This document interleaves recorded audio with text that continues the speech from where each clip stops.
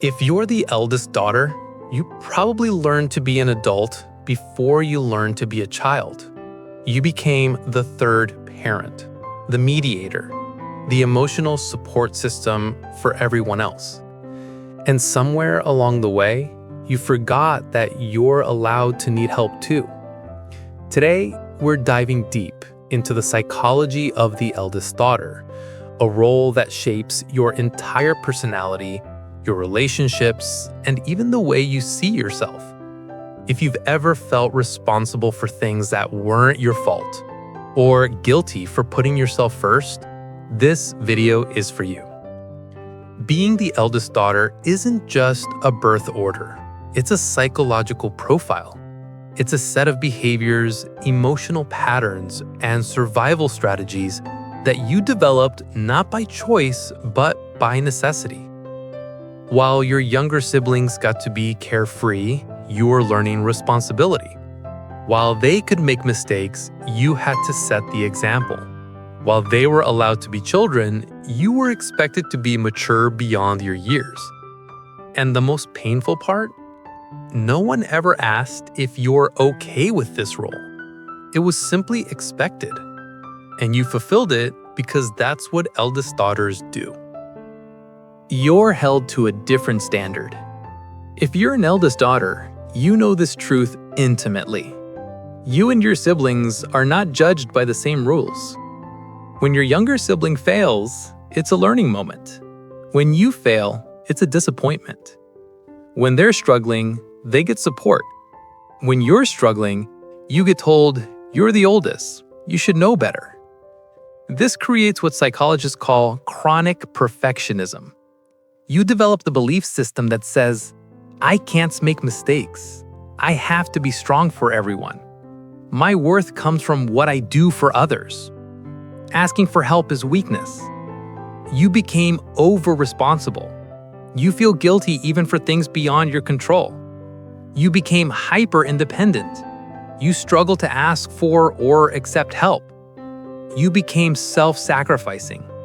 Your needs always come last. You learned to carry everyone's problems, but nobody taught you it's okay to put them down. You became your family's therapist. Eldest daughters often become the emotional center of the family.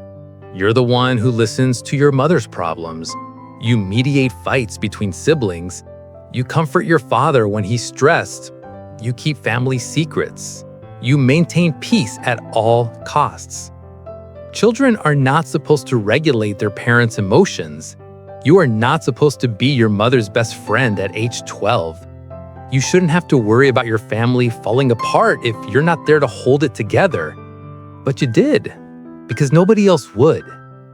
This childhood role follows you into adult relationships. You attract people who need fixing. You struggle to receive care without feeling guilty. You overfunction in friendships and relationships. You feel responsible for other people's emotions. You can't relax because someone might need you.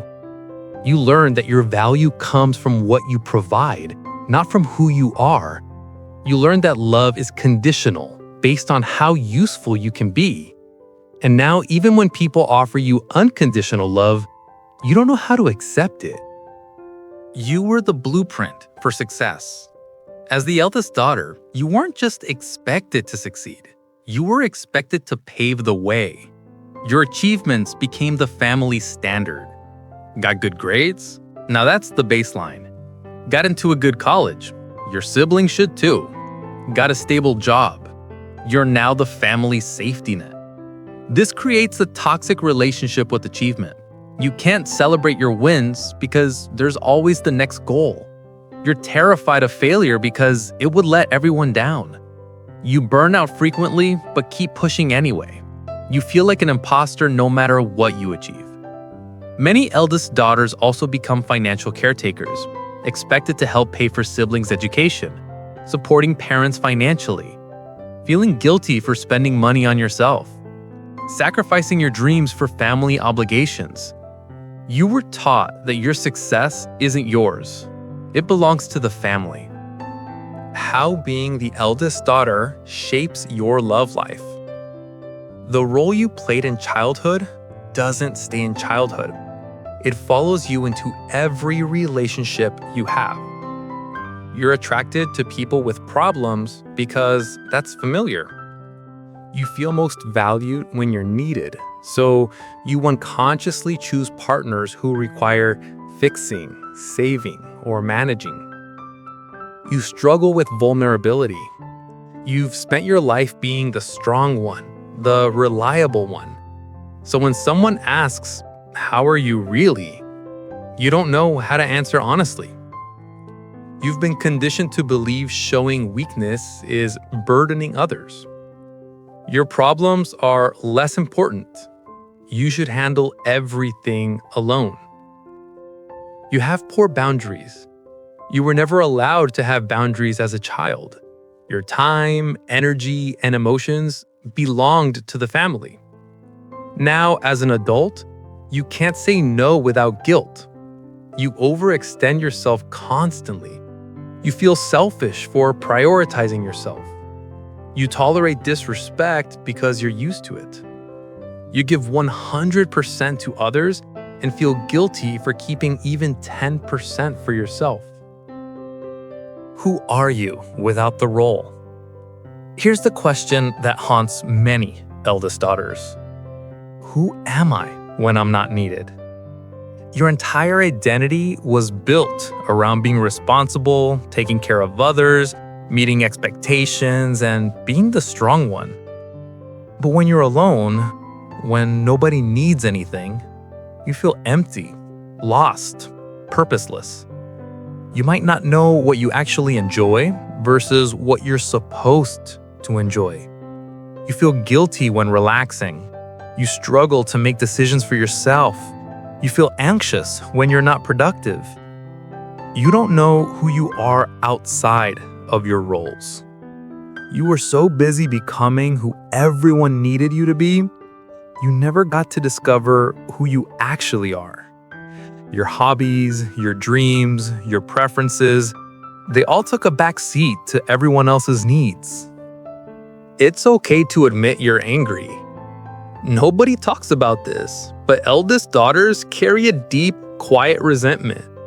You resent your siblings for having an easier path, your parents for placing this burden on you, yourself for not being able to say no, the unfairness of it all.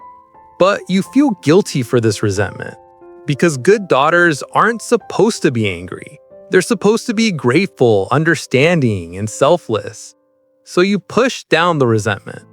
You tell yourself they didn't know better. It made me stronger.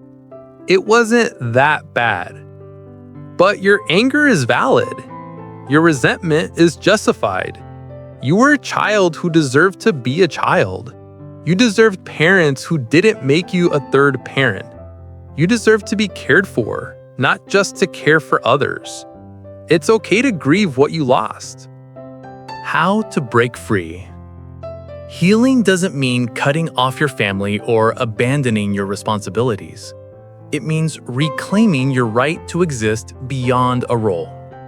First, acknowledge the pattern. Recognize that your hyper-responsibility, perfectionism, and self-sacrifice aren't personality traits. They're survival mechanisms you developed as a child. Second, set boundaries. Start small.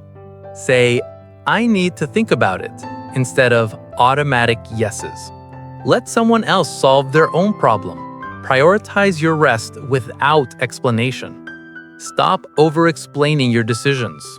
You will feel guilty. That's normal. Do it anyway. Third, learn to receive. Practice letting others help you. When someone offers support, don't deflect with, "I'm fine." Try saying, "Thank you, I'd appreciate that." This will feel uncomfortable. You're not used to being cared for, but you deserve it. Fourth, separate your worth from your usefulness. Repeat this. I am valuable even when I'm not being productive. I am lovable even when I'm not helping. I matter even when I'm not needed. Fifth, grieve your loss to childhood. Allow yourself to mourn what you didn't get. It's okay to be sad that you had to grow up too fast. It's okay to wish things were different. 6th, redefine success. Success isn't just achievement. It's also having healthy boundaries, knowing yourself, being able to rest without guilt, choosing what you want. 7th, find your identity outside the role. Ask yourself, what do I enjoy just for me? What would I do if nobody was watching? What dreams did I abandon? Who am I when I'm not taking care of someone? Start exploring. It's never too late. Final words. Being the eldest daughter shaped you in profound ways. It made you strong, responsible, empathetic, and capable. But it also took something from you. Your right to just be. You've spent your life carrying everyone else. It's time to put some of that weight down. You are not selfish for having needs. You are not weak for asking for help. You are not a bad person for setting boundaries. You are not obligated to sacrifice yourself forever. To every eldest daughter watching this, you did an incredible job. You held your family together. You sacrificed so much. You were strong when you had no choice. But you don't have to prove anything anymore. You don't have to earn love through service. You are enough, exactly as you are, even when you're doing nothing for anyone. It's your turn now. Your turn to rest. Your turn to receive. Your turn to discover who you are beyond the role you were given. You've taken care of everyone else your whole life. Now, it's time to take care of you.